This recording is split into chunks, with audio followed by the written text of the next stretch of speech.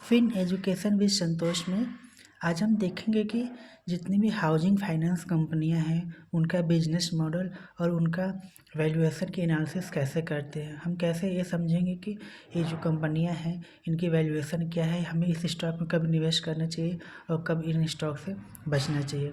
तो चलिए हम अपना वीडियो शुरू करते हैं।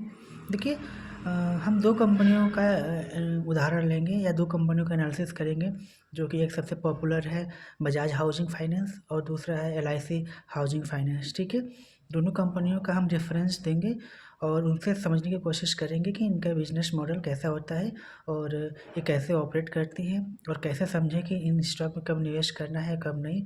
और ज़्यादा हम फोकस करेंगे बजाज हाउसिंग फाइनेंस में, क्योंकि बजाज हाउसिंग फाइनेंस क्या है, एक प्राइवेट एंटिटी है और LIC एक गवर्नमेंट एक PSU एंटिटी है रदर देन। ठीक है, तो हम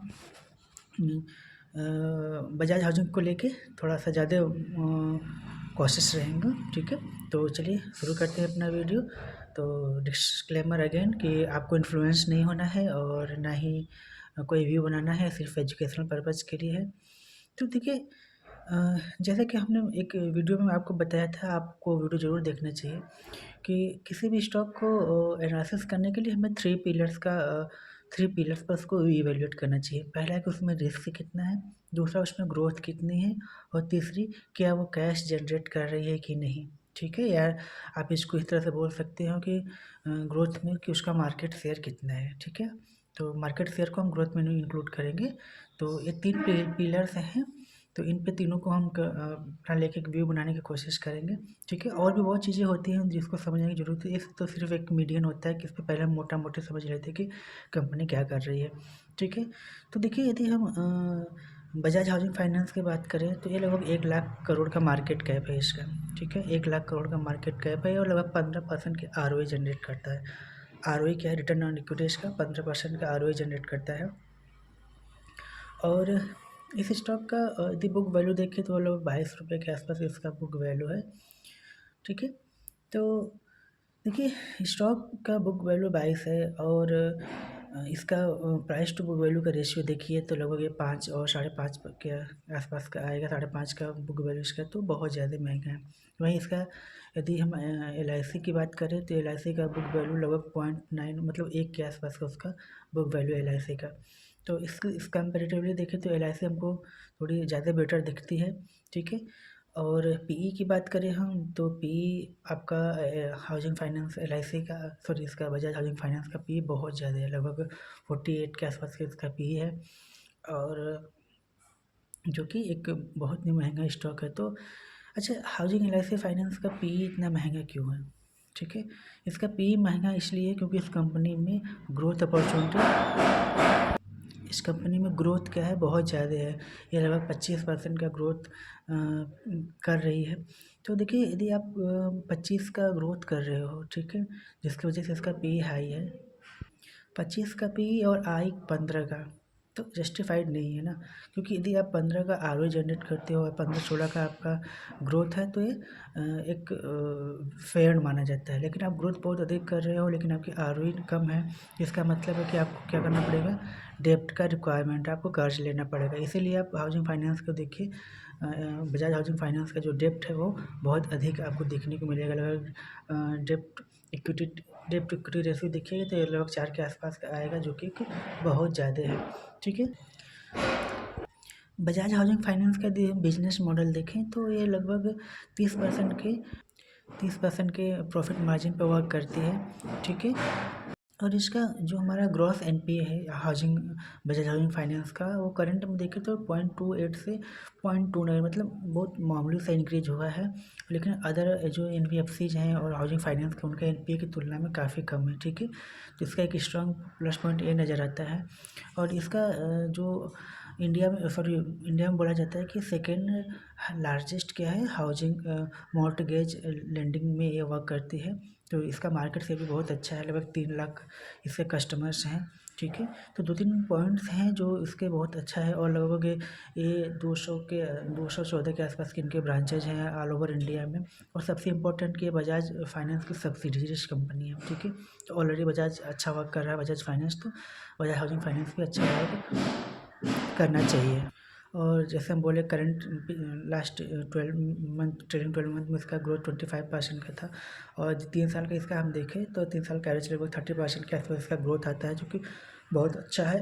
और इसी की वजह से इसका पी आपको थोड़ा सा अधिक दिख रहा है। लेकिन एक नेगेटिव चीज़ ये है ना कि इस स्टॉक का जो ईपीएस है वो काफ़ी कम है, 0.66 पैसे का क्वार्टर ऑन क्वार्टर, और ईयर ऑन ईयर में लगभग 2-2.5 रुपये का इसका ईपीएस है, जो कि बहुत कम है।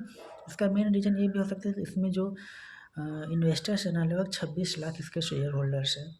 तो 26 लाख शेयर होल्डर्स पे आप समझ लिए तो एकदम मतलब इतने शेयर होल्डर्स का होना किसी भी फिर वहाँ से ग्रोथ करना लगभग नेक्स्ट टू इम्पॉसिबल होता है। शेयर होल्डर्स को पैसे बनाना भी नेक्स्ट टू इम्पॉसिबल होता है। तो ये बहुत बड़ा ड्रॉडाउन इसका क्या है कि इसमें लगभग 26 लाख का शेयर होल्डर्स है बजाज हाउसिंग फाइनेंस में।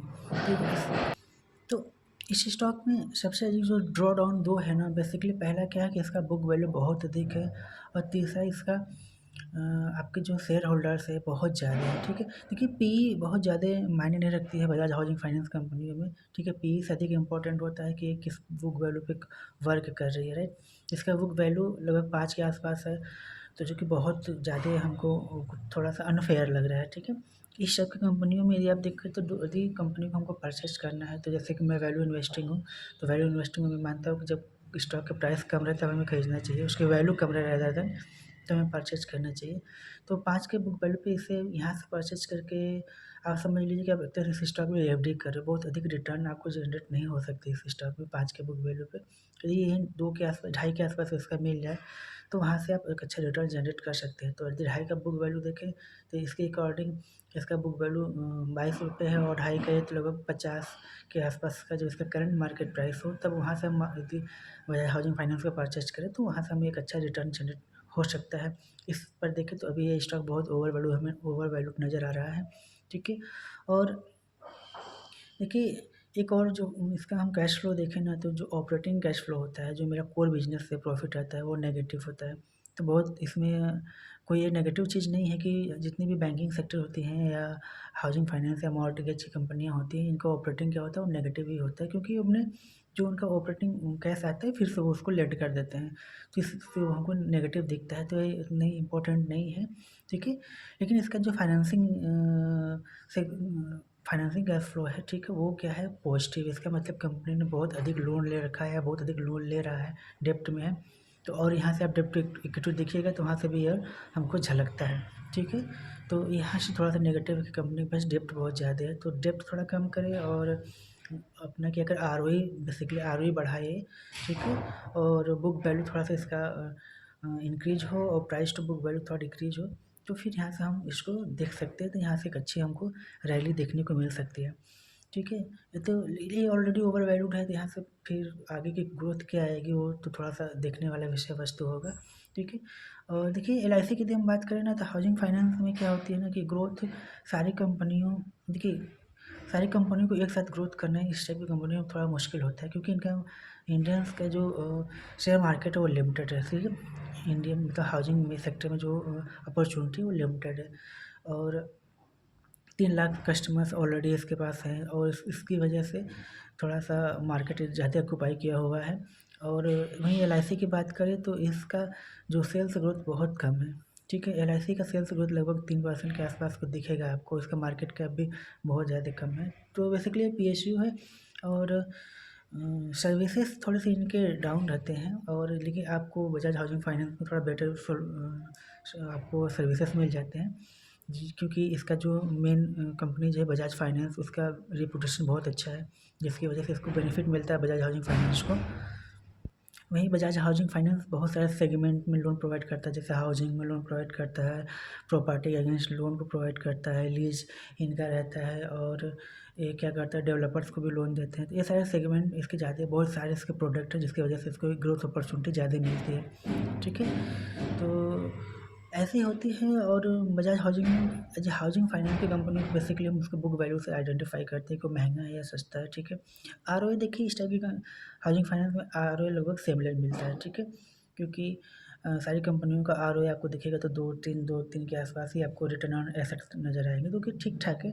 ठीक है, बहुत ज़्यादा ख़राब तो नहीं, जितना अधिक हो उतना बेटर है, लेकिन 2-3 का भी देखें तो 2.3 का हमको बजाज हाउसिंग फाइनेंस में मिलता है, और उसी के आसपास LIC में मिलता है। तो हम ROA ठीक ठाक है, तो ROA से हम थोड़ा ज़्यादा बेटर आइडियाज़ नहीं ले पाएंगे, मतलब पीएर्स कंपैरिजन में, ठीक है। इसमें यहाँ पे हमको ग्रोथ देखनी होगी, और पेयर्स कंपैरिजन में ग्रोथ देखनी होगी, और हमको ROE देखना होगा, और क्या देखना होगा, बुक वैल्यू, ठीक है। यही 3-4 चीज़ें देख के हम हाउसिंग फाइनेंस कंपनियों को बेटर अपना आइडिया ले सकते हैं कि कौन सी कंपनी ज़्यादा बेटर है और ज़्यादा, या कौन सी बेटर नहीं है। तो स्पेशली हम बात कर रहे थे बजाज हाउसिंग फाइनेंस की। तो बजाज हाउसिंग फाइनेंस में अभी थोड़ा सा एक फेयर वैल्यू नहीं है, due to high book value and high growth but low ROE, ठीक है। तो यहीं तक रखते हैं, ठीक है। और तो कुछ बताना नहीं है हाउसिंग फाइनेंस सेक्टर में, बस यही 2 चीज़ देखना होता है कि उसकी बुक वैल्यू कम हो, ROE अधिक हो, ROE अधिक हो, ROE और ग्रोथ में सिमिलरिटी होनी चाहिए। ऐसा नहीं कि बहुत एक अधिक हो, बहुत एक कम हो, तो ये थोड़ा प्रॉब्लम होगा, ठीक है। यदि ग्रोथ बहुत ज़्यादा है, ROE कम होगा, तो फिर वहाँ से हमको क्या करना है, कंपनी को लोन लेना पड़ेगा। और फिर ROE अधिक है लेकिन ग्रोथ कम है, तो इसका ROE सस्टेन नहीं करेगा और ये डाउन हो जाएगा। और फिर थोड़ा सा आप कंपनी का बिजनेस मॉडल देख लीजिए, लगभग बिजनेस मॉडल सेम ही रहता है। हाँ, सेगमेंट इसका अधिक है बजाज हाउसिंग फाइनेंस का, बहुत सारे सेगमेंट में लोन प्रोवाइड कर रहा है, ठीक है। तो थोड़ा सा इसलिए इसका ग्रोथ यहाँ पे ज़्यादा हमको देखने को मिल सकता है। तो इस टाइप की इंडस्ट्री और हाउसिंग सेक्टर को आइडेंटिफाई करना बहुत टफ नहीं है, ठीक है, बहुत ही ईजी है। और ठीक है, 1-2 बार और इस वीडियो को देख लीजिएगा तो ज़्यादा क्लैरिटी मिल जाएगी आपको। वीडियो अच्छी लगे तो लाइक ज़रूर कर दीजिएगा। फिर ठीक है, मिलते हैं फिर अन्य इंपॉर्टेंट वीडियो में, तब तक के लिए थैंक यू।